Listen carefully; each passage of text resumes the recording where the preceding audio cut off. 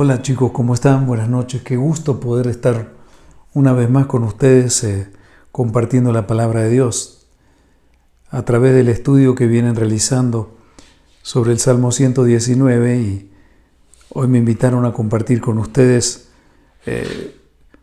la parte que abarca desde el versículo 145 al 160. Y vamos a empezar leyendo estos 15 versículos que están divididos en dos secciones y dice de la siguiente manera: Oro con todo el corazón, respóndeme, Señor.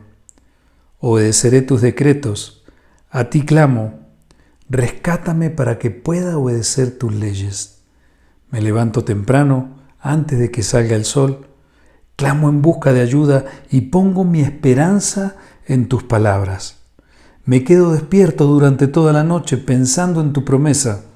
Oh Señor, en tu fiel amor, oye mi clamor, que el seguir tus ordenanzas me reanime.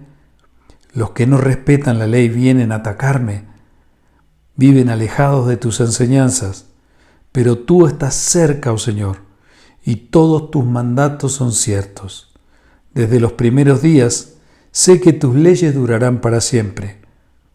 Mira mi sufrimiento y rescátame, porque no me he olvidado de tus enseñanzas. Defiende mi caso, ponte de mi lado, protege mi vida como lo prometiste. Los perversos están lejos de ser rescatados, porque no se interesan en tus decretos. Señor, qué grande es tu misericordia, que el seguir tus ordenanzas me reanime. Muchos me persiguen y me molestan, sin embargo, no me he desviado de tus leyes. Ver a esos traidores me enferma el corazón, porque no les importa nada tu palabra. Mira cómo amo tus mandamientos, Señor. Por tu amor inagotable, devuélveme la vida. La esencia misma de tus palabras es verdad. Tus justas ordenanzas permanecerán para siempre. Qué impresionante. Vamos a orar juntos, diciendo: Padre, gracias por este tiempo, gracias por tu palabra. Te pedimos que nos hables a lo profundo del corazón y nos llenes de tu verdad. Que tu Santo Espíritu nos ilumine y nos ayudes, Señor, a tener convicciones sólidas y firmes, Señor, en la verdad de tu palabra, para poder caminar, Señor, y resistir todas las presiones y circunstancias que debemos atravesar en esta vida, sabiendo de que estamos con el mejor, que tú nos cuidas, que tú nos proteges, que nos das la vida y que nos sostienes en tu amor. Gracias por cada joven que está mirando y atento, Señor, a lo que vamos a compartir. En el nombre de Jesús. Amén. Como dije al principio, esta parte del Salmo está dividida en dos secciones. Y las dos secciones, cada una de ellas comienzan con las letras del alfabeto hebreo. La primera es Kof y la segunda se traduce Resh. Abarcando Kof desde el versículo 145 al 152. Y Resh comienza desde el 153 al 160. O sea, todo el Salmo, como venimos compartiendo, comienza con cada una de las letras del alfabeto hebreo, son 22. Y en esta sección, la letra Kof marca la 19ª sección en la que está dividido este salmo. Y mira, la letra Kof es la letra que abre el camino al concepto de santidad. Y junto con otro concepto bíblico que es la consagración. O sea que el concepto que tiene esta parte del Salmo está dirigido hacia la santidad y la consagración. Y la oración constante que hace el salmista es pedir a Dios que le ayude a permanecer viviendo una vida consagrada a la palabra de Dios, a pesar de las dificultades por las cuales este hombre está pasando en su vida. Y su deseo de todo el Salmo es aprender a poder vivir de tal manera que que pueda deleitarse recibiendo revelación y entendimiento. Pero en este caso sucede algo, porque hay una urgencia.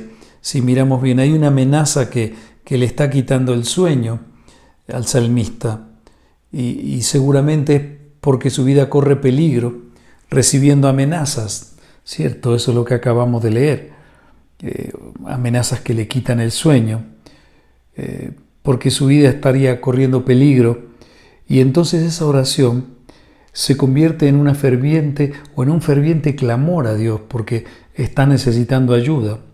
Y por eso el versículo 146 dice de la siguiente manera: a ti clamo, rescátame para que pueda obedecer tus leyes. Y más adelante, en el versículo 149 dice: oh Señor, dice, en tu fiel amor oye mi clamor, que el seguir tus ordenanzas me reanime. Y, ¿sabe? Me puse a pensar en esto, y lo difícil, me preguntaba, ¿qué es seguir adelante obedeciendo la palabra de Dios cuando estamos desanimados? En las Escrituras, mira, tenemos muchos ejemplos de lo que puede llegar a ser el desánimo en la vida de una persona. Si tú miras, Elías pidió morirse, Jonás le dice a Dios: quítame la vida. Cleofas y otro discípulo se fueron de Jerusalén y volvieron a Emaús, a la vida pasada, por el desánimo que les había causado la muerte de Jesús.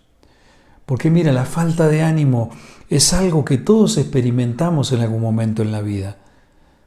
La causa del abandono al propósito de Dios muchas veces se produce en personas que no pueden permanecer creyendo a las promesas de Dios, y eso muchas veces es debido al desánimo. Porque hay situaciones que aparecen en la vida que son muy difíciles de asimilar. Y entonces nos desanimamos y nos lleva eso a necesitar ayuda de parte de Dios. Y sobre todo cuando pensamos equivocadamente que en Cristo nunca vamos a tener que enfrentar situaciones que nos puedan llegar a desanimar o decepcionar. Pero no es así, mira, porque si Dios las permite, es para glorificarse y mostrarnos una vez más que Él está siempre, que nos cuida y que no nos desampara. Después de la prueba, si nosotros aprendemos a depender de Él, viene crecimiento, y viene un crecimiento tal que nos llevará a una nueva dimensión de fe, de esa clase de fe que produce confianza en nuestro Señor y nos hace más fuertes. Al final, mira, de esta parte se puede ver que el salmista es reanimado y recibe entendimiento, y en su interior entonces se afirma esa fuerte convicción que tiene una persona cuando tiene una identidad y una comunión con el Señor. Por eso el versículo 150 al 152 termina diciendo lo siguiente: los que no respetan la ley vienen a atacarme, viven alejados de tus enseñanzas, pero tú estás cerca, oh Señor, y todos tus mandatos son ciertos.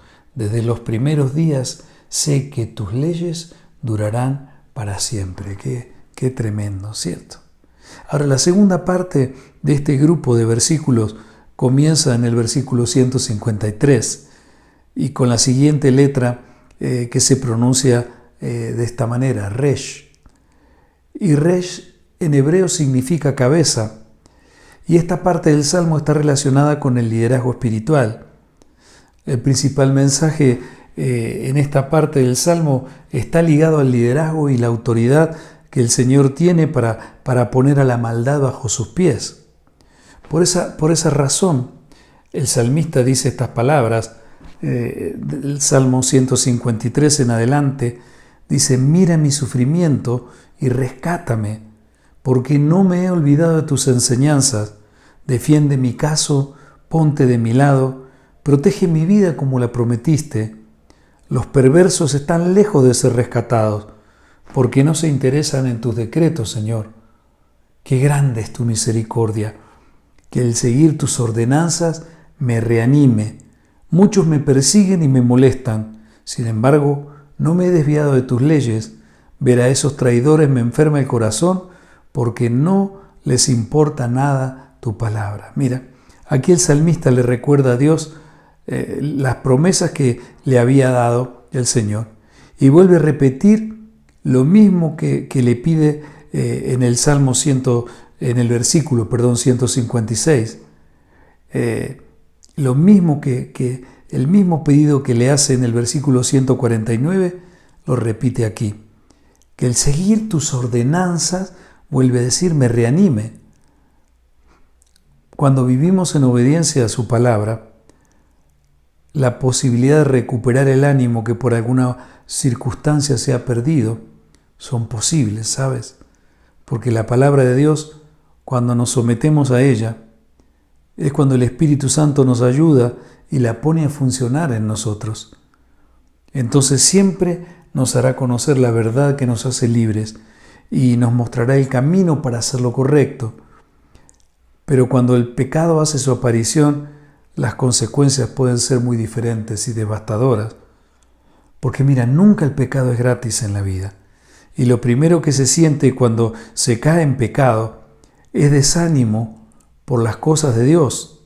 Y esos son los síntomas muy claros que a veces evidencian una lejanía, ¿cierto? O una falta de entendimiento a la palabra de Dios. Por eso te decía que el pecado nunca es gratis.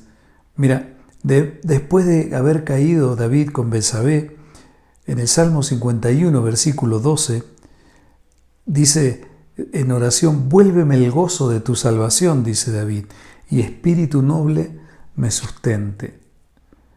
Pero mira, también hay momentos en que el desánimo no es producto del pecado, sino también de una expectativa equivocada.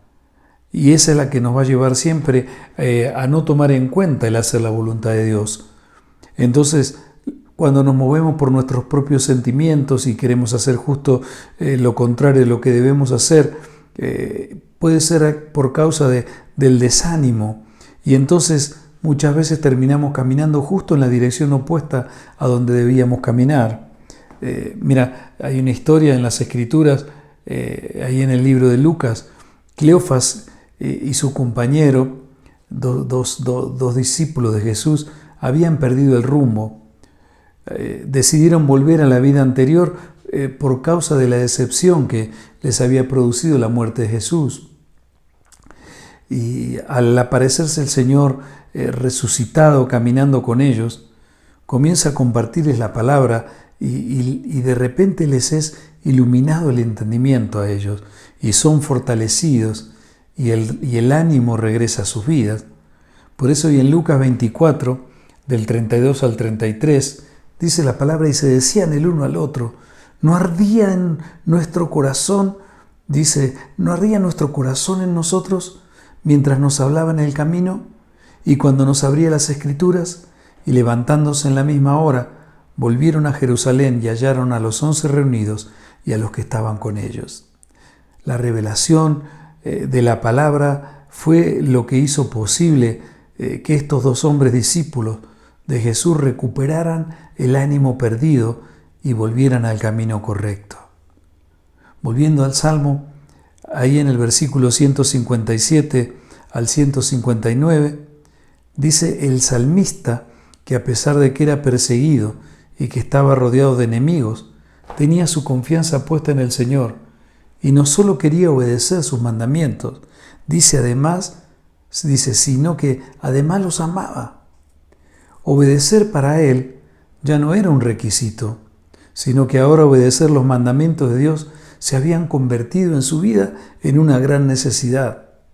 Porque mira, cuando aprendemos a amar lo que hacemos, el temor desaparece y cualquier esfuerzo se llega a convertir en un deleite en la vida.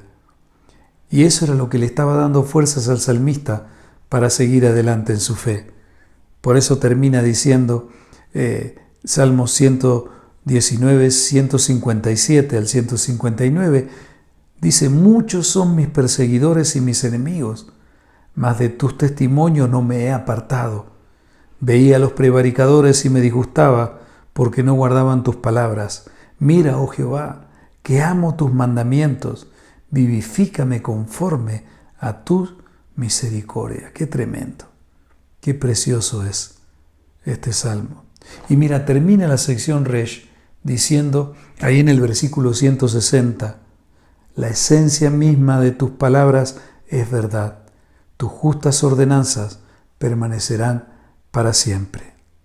La versión Reina Valera, mira, lo traduce de esta manera. Dice, la suma de tu palabra es verdad y eterno es todo juicio de tu justicia.